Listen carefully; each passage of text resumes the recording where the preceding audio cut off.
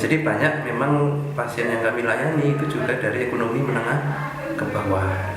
Dan terlepas dari kondisi ekonomi yang sulit, tetap harus bisa mendapat perawatan terbaik untuk lukanya.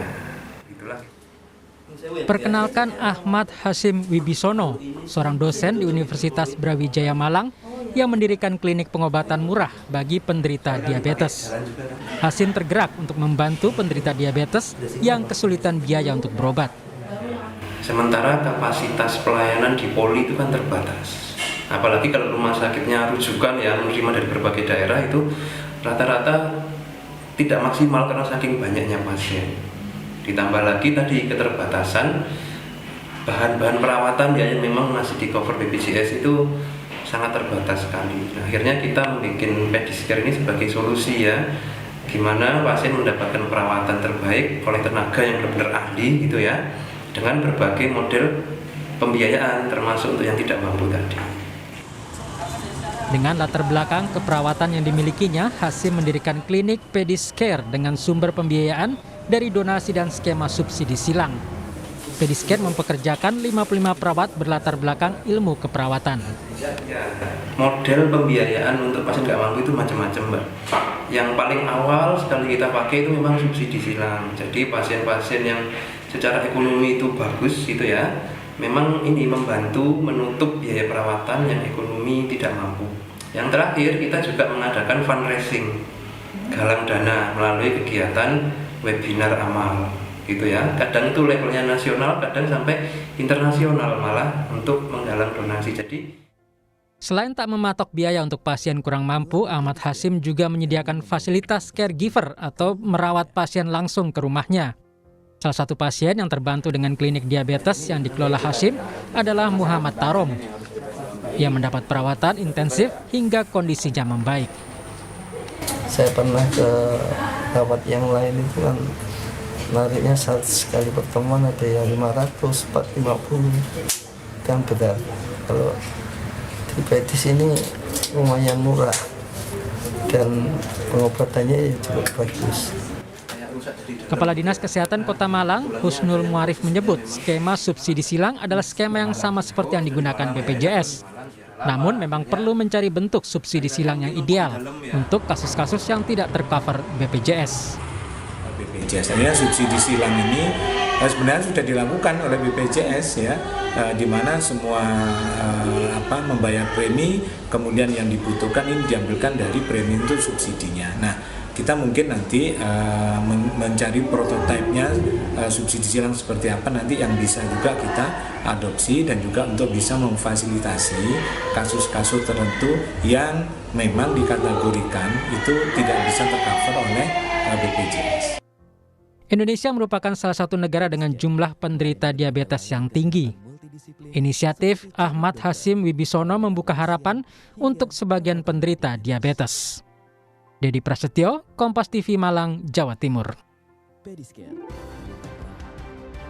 Lahir dan besar di lingkungan kurang mampu mendorong niat Ahmad Hasyim untuk membuat program pengobatan murah warga yang terkena diabetes. Klinik atau rumah rawat luka miliknya membantu warga kurang mampu menangani luka akibat diabetes tanpa dipatok biaya. Bagaimana perjalanan Ahmad Hasyim membantu warga dengan penyakit diabetes? Kita langsung tanyakan kepada Ahmad Hasyim, pendiri Klinik Diabetes Pediscare. Selamat malam, Mas Ahmad Hasyim. selamat malam, Assalamualaikum warahmatullahi wabarakatuh, salam sejahtera, Om Swastiastu. Waalaikumsalam warahmatullahi wabarakatuh. Terima kasih sudah hadir. Saya manggilnya Mas Ahmad atau Mas Hasyim? Hasyim aja Mbak, lebih santai ya. Siap, Mas Hasyim. Jadi seperti apa sebenarnya situasi awalnya hingga mendorong Mas Hasyim ini mendirikan rumah rawat luka, bahkan tanpa biaya, betul ya?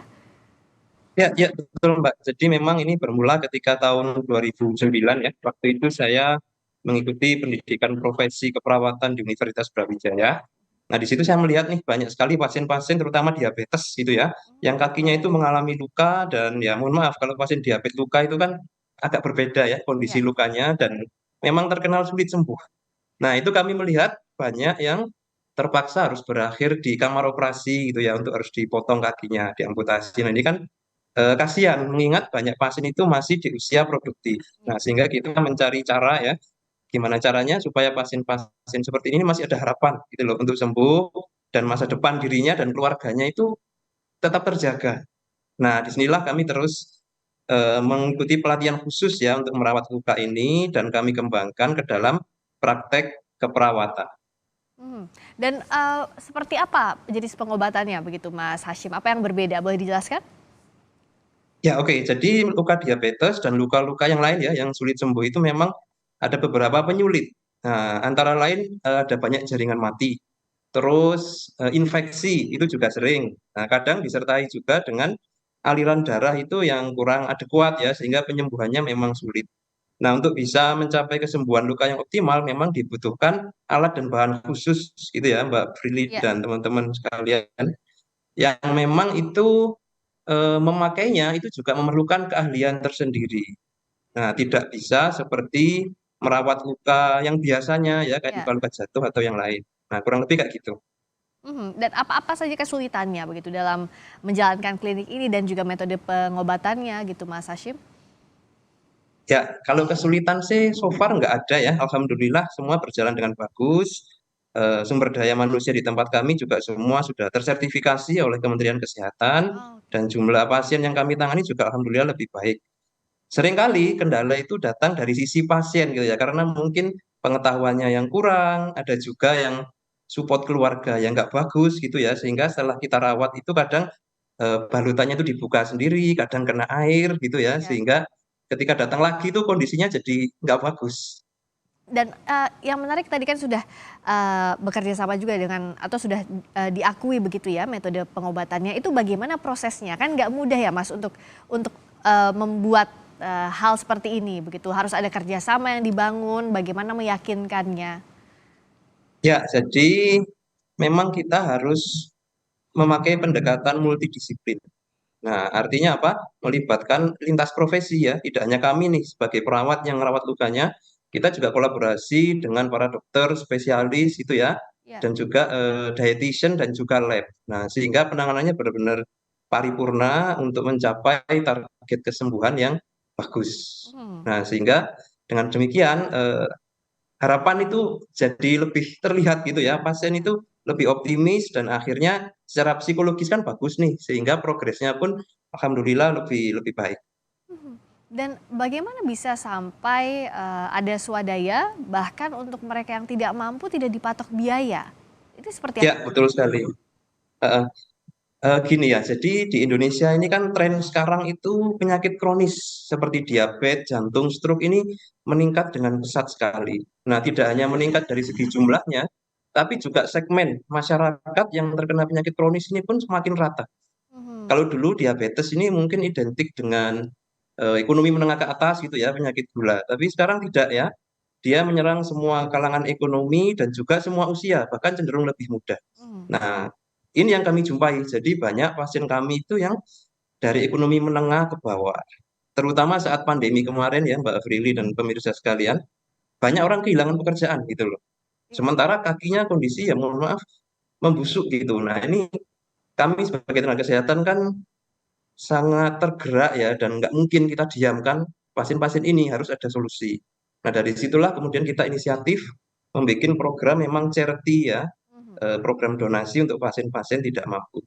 Sistem donasinya seperti apa? Karena kan tidak sedikit biayanya untuk penanganan diabetes ini ya, Mas Hashim, itu pasti jadi pertanyaan utamanya. Ya betul Mbak, jadi memang karena teknologinya khusus ya, kalau pasien mampu itu sekali rawat memang minimal di angka 350.000 gitu ya. Itu Tapi sekali untuk datang pasien ya? yang Mmm. sekali datang ya.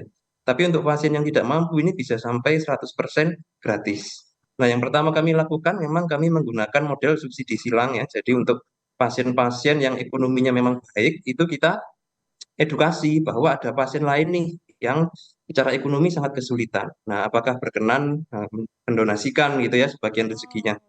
Nah, itu alhamdulillah banyak yang tergerak dan tidak jarang itu tidak hanya ditanggung sekali atau 2 kali rawat, tapi ditanggung keseluruhan perawatannya sampai sembuh. Nah, seperti itu. Karena ada rasa senasib gitu mungkin ya. Iya, iya. Dan ada Terus yang kerjasama dengan pemerintah gitu juga nggak, Mas Hashim? oh ya, oke. Kalau kerjasama sementara ini kami banyak jalan dengan lembaga amal ya, filantropi Oh. yang sedang aktif sekarang dengan rumah zakat gitu Mmm. ya. Selain itu kita juga dengan banyak asosiasi itu mengadakan fundraising, jadi galang dana melalui kegiatan ilmiah yang memang uangnya itu dari peserta itu kita alokasikan untuk pasien tidak mampu. Mhm. Dan terakhir apa yang bisa Mas Hashim harapkan ke depannya atau apa yang sudah direncanakan ke depannya agar lebih banyak lagi yang penderita diabetes yang bisa terbantu dengan klinik ini? Ya oke Mbak, jadi begini, sebenarnya ya teknologi dan metode yang kita gunakan ini memang kalau dilihat dalam sekali rawat itu mahal. Nah gitu ya, tapi dia punya manfaat lain yaitu masa perawatan itu lebih singkat gitu ya, dan frekuensi perawatan lebih jarang.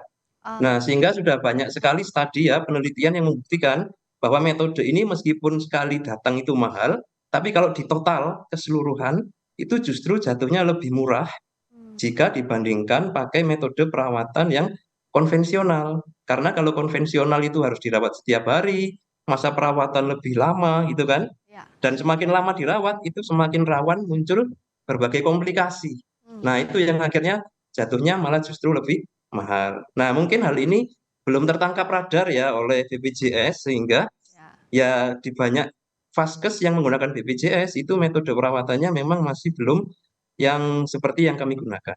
Semoga bisa kerjasama ke depannya dipakai juga metodenya agar lebih banyak lagi pasien yang terbantu ya Mas Hashim, ini yang jadi harapan ke depannya. Ya, betul. Cuman tantangannya memang di SDM-nya Mbak ya harus benar-benar Ya. kompeten ya, nggak boleh sembarangan. Oke, baik. SDM-nya pun harus disiapkan. Terima kasih Mas Hashim, Ahmad Hashim, pendiri klinik diabetes Pediscare telah bergabung di Sapa Indonesia Malam. Terima kasih, selamat malam. Terima kasih, selamat malam.